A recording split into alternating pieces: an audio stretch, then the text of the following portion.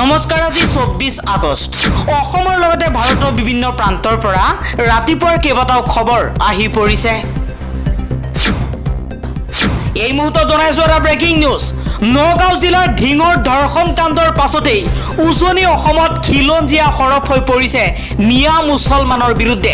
এসপ্তাহৰ ভিতৰত উজনিৰ পৰা যাব লাগিব বাংলাদেশী মিয়া। ঢিং কাণ্ডক লৈ শিৱসাগৰত দল সংগঠনৰ প্ৰতিক্ৰিয়া। শিৱসাগৰত প্ৰতিবাদী কাৰ্যসূচীত দল সংগঠনৰ এই হুংকাৰ। এসপ্তাহৰ ভিতৰত উজনিৰ পৰা পলাই যাব লাগিব বাংলাদেশী মিয়া। ঢিং কাণ্ডৰ দোষীক ফাঁচীৰ দাবী জনাইছে আলফা স্বাধীনৰ ফালৰ পৰা। ঢিঙৰ ধৰ্ষণ কাণ্ডক লৈ এবাৰ মন্তব্য কৰিছে আলফা স্বাধীনৰ ফালৰ পৰা। এটা বিবৃতি প্ৰেৰণ কৰি আলফা স্বাধীনে কৈছে, ঢিঙৰ ধৰ্ষণ কাণ্ডৰ লগত জড়িত আটাইকেইজনকেই ফাঁচী দিয়ক। এই ঘটনাৰ লগত জড়িত থকা দোষীক শীঘ্ৰেই কৰায়ত্ব কৰি ফাঁচীৰ ব্যৱস্থা কৰিবলৈ আলফা স্বাধীনে আহ্বান জনাইছে। নগাঁৱৰ ঢিঙত নাবালিকাৰ ধৰ্ষণ কাণ্ড কেন্দ্ৰ কৰি সমগ্ৰ ৰাজ্যতে প্ৰতিবাদৰ জোৱাৰ উঠিছে। প্ৰতিক্ৰিয়া প্ৰকাশ কৰিছে আলফা স্বাধীনে। পৰেশ বৰুৱা নেতৃত্বাধীন আলফা স্বাধীনে দোষীক কৰায়ত্ব কৰি শীঘ্ৰে ফাঁচী দিয়াৰ ব্যৱস্থা কৰিবলৈ আহ্বান জনাইছে। যদিহে দেশৰ আইনমতে ফাঁচী দিব নোৱাৰে, তেন্তে ৰাইজৰ মাজলৈ দোষীক উলিয়াই দিবলৈ আহ্বান জনাইছে আলফা স্বাধীনে। সংবাদ মাধ্যমলৈ আলফাৰ প্ৰচাৰ সম্পাদক ঈশান অসমে ঢিং কাণ্ডক লৈ শুকুৰবাৰে এক বিবৃতি প্ৰেৰণ কৰে। আলফা স্বাধীনে বিবৃতিটোত উল্লেখ কৰিছে যে বিগত কিছু বছৰৰ পৰা অসমৰ বিভিন্ন অঞ্চলত নাৰী নিৰ্যাতনৰ ঘটনা বৃদ্ধি পোৱা পৰিলক্ষিত হৈছে। অতি শেহতীয়াকৈ নগাঁও জিলাৰ ঢিঙৰ এগৰাকী 10ম শ্ৰেণীৰ অধ্যয়নৰত ছাত্ৰী ধৰ্ষিতা হ'ব লগা হয়। ই সভ্য সমাজৰ বাবে অতিকৈ লজ্জাজনক বিষয়। উক্ত ঘটনাৰ সৈতে যিকেইজন দুৰ্বৃত্ত জড়িত হৈ আছে, সেই সকলক অতি সোনকালে চিনাক্ত কৰি ফাঁচী কাঠত ওলমাবলৈ অসম চৰকাৰলৈ আহ্বান আলফাৰ। নগাঁও জিলাৰ ঢিঙৰ ধৰ্ষণ কাণ্ডৰ পাছতেই পুনৰবাৰ এক জঘন্য ঘটনা সংঘটিত হৈছে হোজাই জিলাত। হোজাইত টিউচন শিক্ষকৰ কুকাণ্ড। লম্পট টিউচন শিক্ষকৰ কামনাৰ বলি ছাত্ৰী। ৰাইজে উত্তম মাধ্যম সোধাই লম্পটক গতাই দিছে আৰক্ষীৰ হাতত। ধৃত শিক্ষকৰূপী লম্পট বিশ্বজিৎ দাস। হোজাই নিউ ডন স্কুলৰ শিক্ষক বিশ্বজিৎ দাস। শিক্ষকগৰাকীৰ এই কাণ্ডৰ পাছতেই ক্ষোভিত হৈ পৰিছে অঞ্চলবাসী। হোজাইত টিউচন শিক্ষক বিশ্বজিৎ দাসে কুকাণ্ড সংঘটিত কৰিছে। নগাঁও জিলাৰ ঢিং কাণ্ডক লৈ মন্তব্য কৰিছে স্থানীয় বিধায়ক AIUDFৰ বিধায়ক আমিনুল ইছলামে। আমিনুল ইছলামে কৈছে, এই ঘটনাত জড়িতসকল মানুহ নহয়, পশুহে। দোষীক শাস্তিৰ বাবে হিন্দু মুছলমানে ঐক্যবদ্ধভাৱে থিয় দিয়া উচিত। ধৰ্ষণকাৰীৰ কোনো জাত পাত নাথাকে।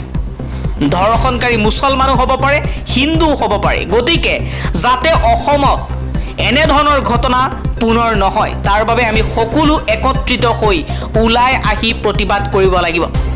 AIUDFৰ বিধায়ক ঢিং সমষ্টিৰ বিধায়ক আমিনুল ইছলামে কৈছে যে কেৱল ঢিং নহয়, সমগ্ৰ অসমত যাতে এনেকুৱা কুকাণ্ড কোনো নৰপিশাচে, কোনো দানৱৰূপী মানুহে এনেকুৱা কাম কৰিব নোৱাৰে। তাৰ বাবে আমি সকলো সচেতন হৈ থাকিব লাগিব আৰু এনেকুৱা দোষীক কঠোৰৰ পৰা কঠোৰতম শাস্তি বিহি ভৱিষ্যত প্ৰজন্মক সুৰক্ষিত কৰি ৰাখিব লাগিব। কলকাতাৰ ধৰ্ষণ আৰু হত্যাৰ অভিযুক্ত সঞ্জয় ৰয়ক 14 দিনৰ ন্যায়িক জিম্মালৈ প্ৰেৰণ কৰা হৈছে। কলকাতাত এজনী মহিলা ডক্টৰক ধৰ্ষণ কৰি দলবদ্ধ ধৰ্ষণ কৰাৰ পাছত হত্যা কৰা কাণ্ডই সমগ্ৰ ভাৰতৰ লগতে সমগ্ৰ বিশ্বতেই এক তোলপাৰৰ সৃষ্টি কৰিছিল। সমগ্ৰ অসমত, সমগ্ৰ ভাৰতত এই ঘটনাই প্ৰতিবাদৰ সৃষ্টি কৰিছিল আৰু সেই ধৰ্ষণ কাণ্ডৰ মাষ্টাৰ মাইণ্ড সঞ্জয় ৰয়ক 14 দিনৰ ন্যায়িক জিম্মালৈ প্ৰেৰণ কৰা হৈছে। ঢিঙৰ ধৰ্ষণ কাণ্ডৰ অপৰাধীক ফাঁচী দিয়ক। 3 মাহৰ ভিতৰত ফাষ্ট ট্ৰেক কোৰ্টৰ জৰিয়তে দোষীক দৃষ্টান্তমূলক শাস্তি দিয়ক। এই দাবী জনাইছে বিধায়ক অখিল গগৈ। অখিল গগৈয়ে কৈছে নগাঁৱৰ ঢিঙত যি ধৰ্ষণ কাণ্ড সংঘটিত কৰিছে, এই ধৰ্ষণ কাণ্ড যাতে হিন্দু মুছলমান নহয়, এজন অপৰাধী, এজন দানৱৰূপী মানুহক যাতে কঠোৰৰ পৰা কঠোৰতম শাস্তি দি যাতে ভৱিষ্যত প্ৰজন্মক সুৰক্ষিত কৰিব পাৰে, তাৰ বাবে চৰকাৰে কাম কৰিব লাগে। আৰু ধৰ্ষণ কাণ্ডৰ লগত জড়িত অপৰাধী নৰপিশাচ দানৱৰূপী লোকক অতি সোনকালে ফাষ্ট ট্ৰেক কোৰ্টৰ জৰিয়তে ফাঁচি দিব লাগে। নগাঁও জিলাৰ ধিং কাণ্ডক লৈ এতিয়া সৰব হৈ পৰিছে বিজেপি। ধিং পৰিদৰ্শন কৰি মন্ত্ৰী পীযুষ হাজৰিকাই নিজৰ বক্তব্য প্ৰকাশ কৰিছে। মন্ত্ৰী পীযুষ হাজৰিকাই কৈছে, নিৰ্দিষ্ট একাংশ মানুহে অৰ্থাৎ মুছলমানে অসমীয়া মানুহক বাৰে বাৰে আক্ৰমণ কৰিছে, বিভিন্ন প্ৰক্ৰিয়াৰে নিৰ্যাতন চলাইছে। আমি যিমান কঠোৰ হৈছোঁ ইয়াতকৈ আৰু কঠোৰ হ'ব লাগিব। চৰকাৰ এই ক্ষেত্ৰত বহি নাথাকে। নগাঁৱৰ ঢিঙৰ জঘন্য ঘটনা সন্দৰ্ভত সামাজিক মাধ্যমত প্ৰতিক্ৰিয়া মন্ত্ৰী পীযুষ হাজৰিকাৰ। পীযুষ হাজৰিকাই কৈছে, আমি যিমান কঠোৰ হৈছোঁ ইয়াতকৈ আৰু কঠোৰ হ'ব লাগিব। চৰকাৰে এই ক্ষেত্ৰত বহি নাথাকে। বানত বুৰিছে সমগ্ৰ বাংলাদেশ। বানত বুৰা বাংলাদেশে এতিয়া জগৰীয়া কৰিছে ভাৰতক। বাংলাদেশত সংখ্যালঘু হিন্দু নিৰ্যাতনৰ বলি হোৱা ঘটনাৰ আক্ৰোশ পুৰাবলৈ হেনো বান্ধ খুলি দিছে ভাৰতে। বানত এতিয়া সমগ্ৰ বাংলাদেশৰ প্ৰায় 90% বানৰ কবলত পৰিছে। ভাৰতৰ বিৰুদ্ধে ইয়া ফ্লাড জেহাদৰেই পোনপটীয়া অভিযোগ বাংলাদেশৰ। বাংলাদেশে কৈছে যে বাংলাদেশত সংখ্যালঘু হিন্দুৰ ওপৰত যি নিৰ্যাতন চলোৱা হৈছিল বুলি ভুৱা বাতৰি প্ৰকাশ কৰিছে, সেই বাতৰিৰ পাছতে ভাৰতে বাংলাদেশৰ ওপৰত প্ৰতিশ্ৰুতি লৈছে। আক্ৰোশ পুৰাবলৈ বাংলাদেশৰ ওপৰত এই ব্যৱস্থা গ্ৰহণ কৰাৰ অভিযোগ কৰিছে বাংলাদেশৰ জনতাই। ক্ষমতালৈ আহি মুখ্যমন্ত্ৰী ডক্টৰ হিমন্ত বিশ্ব শৰ্মাই কৈছিল, নিশা 2 বজাতো ৰাজপথত ওলাব পাৰিব যুৱতী মহিলা। কিন্তু সেয়া হ'ল জানো? নিশা নহয়, এতিয়া দিনতেই যেন সুৰক্ষিত নহয় যুৱতী মহিলা। ঢিঙৰ ঘটনাই ইয়াৰ প্ৰমাণ। মুখ্যমন্ত্ৰী হিমন্ত বিশ্ব শৰ্মাই যেন ক'ৰবাত ব্যৰ্থ হৈছে।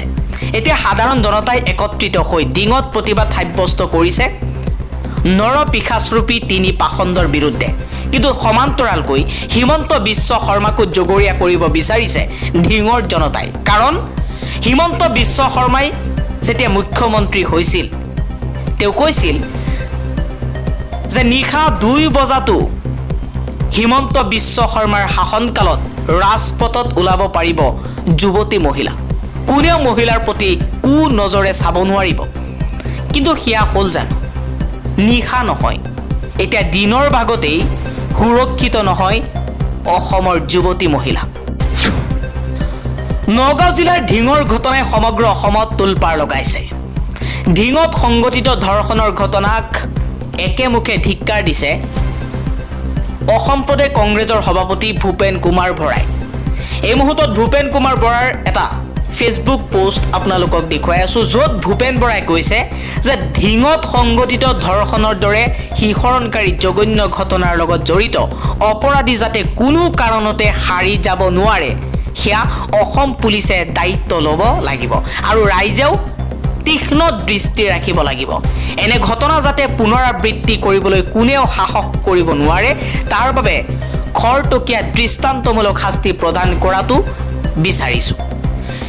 ছাত্ৰীগৰাকীৰ সুস্বাস্থ্য কামনা কৰাৰ লগতে এই সংকটকালীন সময়ছোৱাত পৰিয়ালবৰ্গৰ ধৈৰ্য আৰু সাহস বৃদ্ধি পাওক, এয়াই মই কামনা কৰিছোঁ বুলি মন্তব্য কৰিছে ভূপেন কুমাৰ বৰাই। বিজেপিক 25 কোটিৰ চান্দা দিয়া জয়পুৰৰ জেনাছ পাৱাৰক অসমত স্মাৰ্ট মিটাৰৰ 1400 কোটিৰ ঠিকা। ইলেক্টৰেল বণ্ডৰ জৰিয়তে বিজেপিক ধন দিয়া জেনাছ পাৱাৰে অসমত সংস্থাপন কৰিব 14 লাখ স্মাৰ্ট মিটাৰ। বিজেপি চৰকাৰ যেন কেৱল ধনী মানুহৰ চৰকাৰ। কামেই সেয়াই প্ৰমাণ কৰিছে।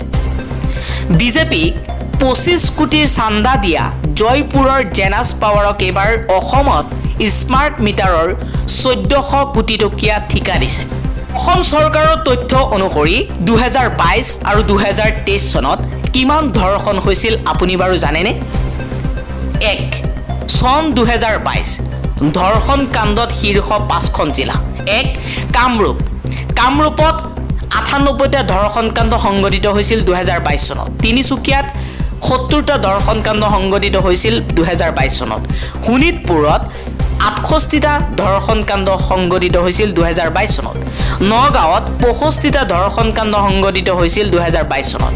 গুৱাহাটী মহানগৰীত 62টা ধৰ্ষণ কাণ্ড সংঘটিত হৈছিল 2022 চনত।